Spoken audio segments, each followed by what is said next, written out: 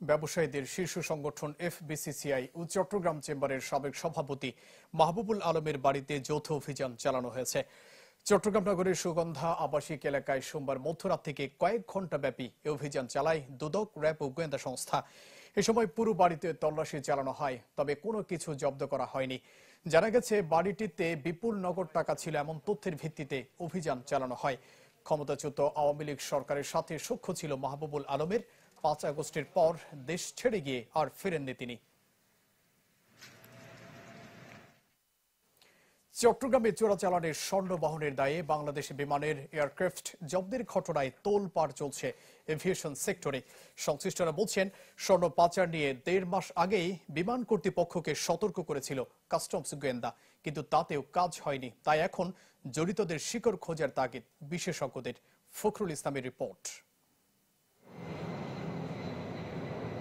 গেল 26 ডিসেম্বর শাহ আমানত আন্তর্জাতিক বিমানবন্দরে 2 কেজি 32 গ্রাম স্বর্ণ জব্দ হয়। আটক হন এক যাত্রী।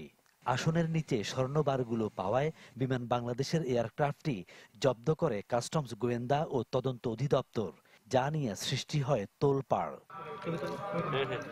2023-24 অর্থ বছরে চট্টগ্রাম বিমানবন্দরে আটক হয় প্রায় 132 কেজি স্বর্ণ।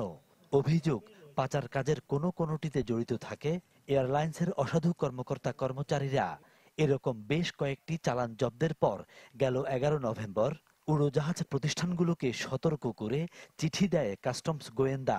বড় বড় স্বর্ণের চোরাচালানগুলি কিন্তু উড়োজাহাজের মাধ্যমে হয়, এবং আমরা সেই লক্ষ্যে সকল এয়ারলাইন্সের শীর্ষ নির্বাহীদেরকে আমরা চিঠি দিয়েছি যে তারা যেন তাদের স্ব ফ্লাইট পরিচালনার ক্ষেত্রে আরো অধিকতর সতর্ক হয়। বারবার ধরা পড়ার পরও এয়ারলাইন্সগুলোর জড়িত কর্মীদের বড় কোনো শাস্তি না হওয়ায় স্বর্ণ পাচার রোধ কঠিন হয়ে পড়ছে বলছেন এভিয়েশন বিশেষজ্ঞরা। এটা এয়ারলাইনের জন্য একটা স্বাভাবিকভাবে ব্যাড ইমপ্রেশন ক্রিয়েট করে আর কি। তো এইটা এয়ারলাইনগুলোকে আরো সচেতন হতে হবে ডেফিনেটলি। যারা এই ধরনের ঘটনা ঘটাচ্ছে তাদের দৃষ্টান্তমূলক শাস্তির ব্যবস্থা করতে হবে। বিমানে স্বর্ণ পাচারের বিষয়টি নিবিড় তদন্ত করছে কাস্টমস।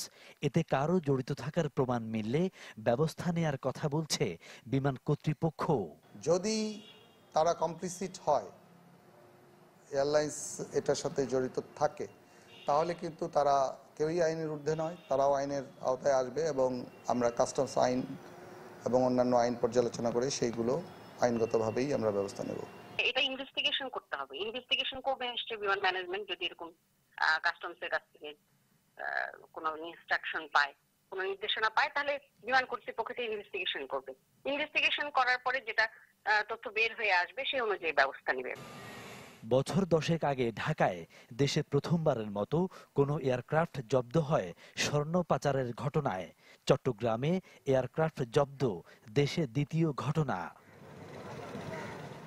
ফখরুল ইসলাম, চ্যানেল 24, চট্টগ্রাম। দায়িত্ব পালনের সময় বর্ডার গার্ড বাংলাদেশ বিজিবির সদস্যদের পিঠ প্রদর্শন না করার আহ্বান জানিয়েছেন স্বরাষ্ট্র উপদেষ্টা। চট্টগ্রামে বিজিবির নবীন সৈনিকদের সমাপনী কুচকাওয়াজ অনুষ্ঠানে এই আহ্বান জানান তিনি।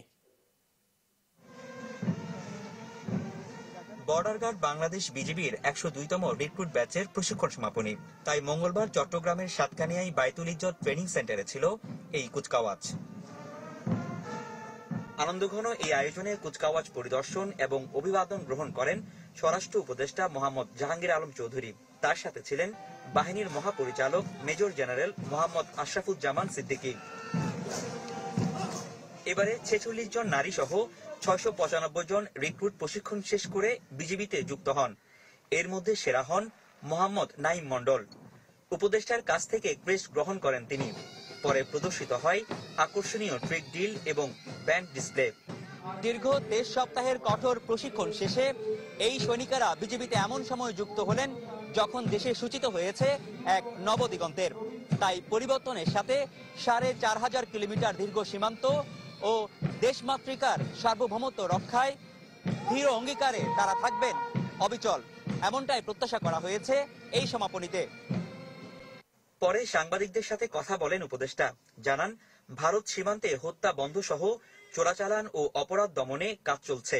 প্রতিবেশী রাষ্ট্রটির যে কোনো আগ্রাসনের কড়া জবাব দিতে নির্দেশনা দেওয়া হয়েছে আইন শৃঙ্খলা বাহিনীকে। বিজিবিকে অর্ডার করা হয়েছে তারা যেন কোনো সময় কোনো অবস্থায় পিঠ না দেখায়, বুকটা পিছনে দেখায়। সীমান্ত হত্যা যেন বন্ধ করে আসে, বন্ধ করে এই জন্য কিন্তু আমরা সর্বাত্মক চেষ্টা চালিয়ে যাচ্ছি।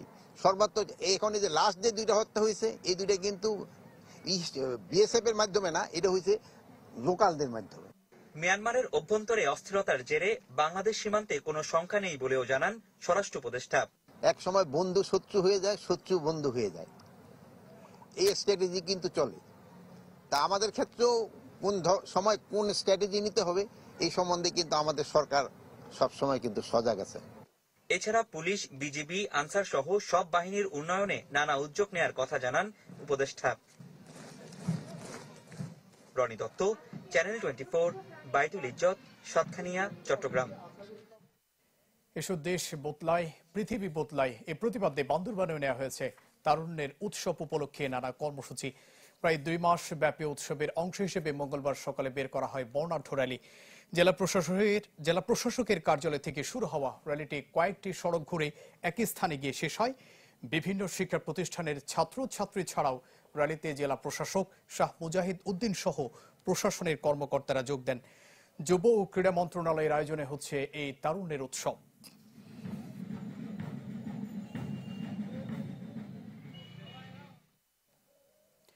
দর্শক, ছিল চট্টগ্রাম 24 এর এখনকার আয়োজন। এতক্ষণ সাথে থাকবার জন্য ধন্যবাদ সবাইকে।